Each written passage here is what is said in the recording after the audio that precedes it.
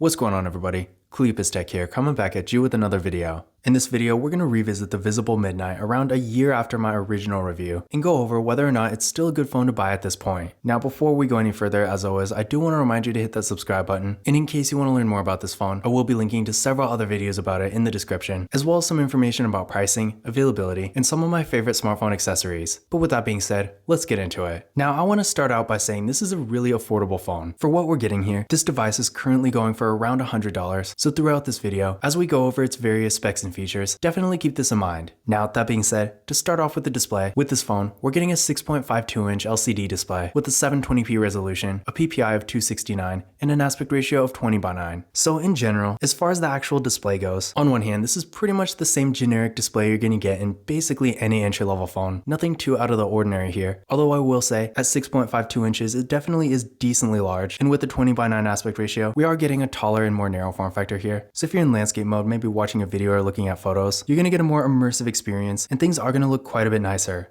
And for stuff like reading, web browsing, social media, stuff like that, with a taller and more narrow form factor, you can fit more content on the screen without having to scroll as much. So in general, while the display is really nothing special, for more basic activities, I do think it will at least get the job done. Now for storage, the Visible Midnight is getting 32GB of internal storage with microSD card expansion, and honestly, in my opinion, this is really not great. At this point in 2023, stuff like apps, the system, and just files in general are getting larger and larger, and no matter what you're doing on your phone, even if you're really not doing a whole lot, 32GB is going to fill up pretty quickly. Now to be fair, first of all, at least we are getting microSD card expansion, so if you have a lot of photos and videos, for example, you can always offload that stuff onto a microSD card, and that is going to help a bit. And even at this point, I want to say the vast majority of phones in this general price range have the same amount of storage. And while this doesn't really make it any better, I guess it really just goes to show that with a $100 phone, when it comes to stuff like storage, you can only really expect so much. And that being said, if you're really doing hardly anything on your phone, and you only really have maybe 2 or 3 apps and nothing else, then sure, it will be okay. But just keep in mind, if you do typically use a decent amount of apps, with only 32GB, the storage on this phone may be a little tight. For security features, this phone does have Face Unlock and a fingerprint scanner right here on the power key. So definitely nice that we're getting both options, because while at this point it is pretty common, in this specific price range, there are still plenty of phones that don't have a fingerprint scanner, some that don't have Face Unlock, and even worse, some that have neither. But with that being said, let's go ahead and give the fingerprint scanner a try.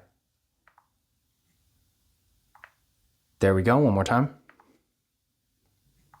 And there we go. So real fast and responsive, no issues at all. Now taking a look at the camera setup here, with the Visible Midnight, we got a typical water drop notch front facing camera. This camera is 8 megapixels. Then on the back, we got a triple camera setup with a 13 megapixel main camera, a 5 megapixel ultra wide camera, and a 2 megapixel depth sensing camera. So unfortunately no macro camera, but at least we are getting an ultra wide camera. And honestly, in my opinion, an ultra wide camera is more useful anyway. So overall, for a $100 phone, the camera setup we're getting here is really not bad. And when it comes to photo quality, you're definitely not going to get the best photos with this phone or anything, but for what it is, if you're just taking a few photos here and there, maybe for something like social media for example, it will at least get the job done. And compared to the vast majority of phones in this price range, the camera is quite a bit better. So if you are more of a casual camera user and you don't need a ton of features or the best photo quality available, but you do want to get the occasional nice picture here and there, the camera setup we get with the Visible Midnight will be good enough for you. Now when it comes to RAM or processor, the Visible Midnight is getting 3GB of RAM with the MediaTek Helio P22 processor. For what it is, this phone is honestly really not bad. While you're not going to be doing any demanding activities like high performance mobile gaming for example, and the phone is probably going to feel pretty slow if you're on it all the time, I have seen phones double the price that are quite a bit worse. And overall, if you're really just doing more basic activities like web browsing, social media, watching videos, listening to music, stuff like that, for those activities, as long as again you're not going to be on your phone all day or anything, I do think the performance we get with the Visible Midnight is going to be at least good enough. Now I did run a Geekbench 5 benchmark test on this phone, and here are the results I got. So again, in general, while it's not the fastest phone out there, you can definitely do quite a bit worse. And if you're really just looking for a more affordable device for basic occasional use, in my experience, this phone will get the job done. Now when it comes to the battery, this phone is okay, but not really that good. With the Visible Midnight, we are getting a 4000 mAh battery that supports 10-watt fast charging. So again, it's okay. And I feel like for the average user, it will at least get the job done. But if battery life and longevity is really a priority for you, then you can do better.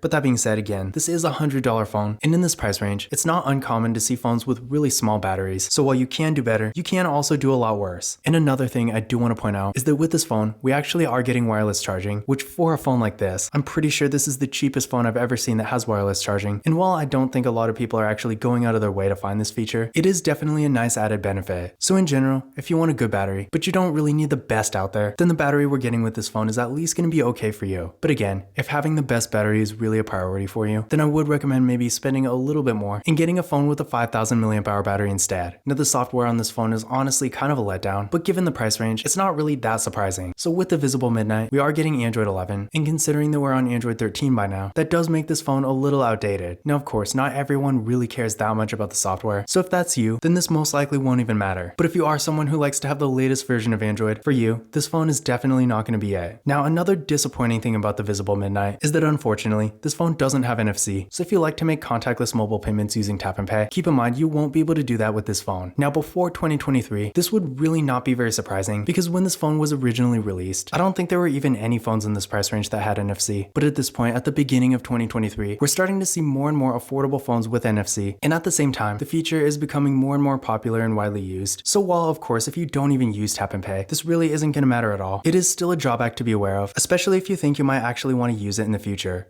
But in conclusion, my general thoughts about the Visible Midnight. Is it still actually worth buying at this point? First of all, if you're using Visible, I'm pretty sure this is the most affordable phone they have. I'm not sure off the top of my head, but I do think they have the Samsung Galaxy A03s too. But honestly, for $100, the Visible Midnight pretty much gives you the exact same stuff the A03s does, except for a little bit less. So honestly, if you're looking for a really affordable phone for more basic activities, you're not really going to be doing a whole lot on it, but you still want something decent that is going to get the job done, and you don't really necessarily care about features like NFC or having the latest version of Android. In that kind of situation, for really just the bare essentials, I do think that while it's still really nothing special per se, the Visible Midnight is still worth considering. Now once again, if you want to learn more about this phone, definitely check out the description where I will be linking to several other videos about it, as well as some information about pricing, availability, and some of my favorite smartphone accessories. But that's it for this video. If you enjoyed it and found it useful, be sure to give it a thumbs up and hit that subscribe button. Don't forget to follow Kalipis Tech on Twitter and Instagram. And as always, I will see you in the next video.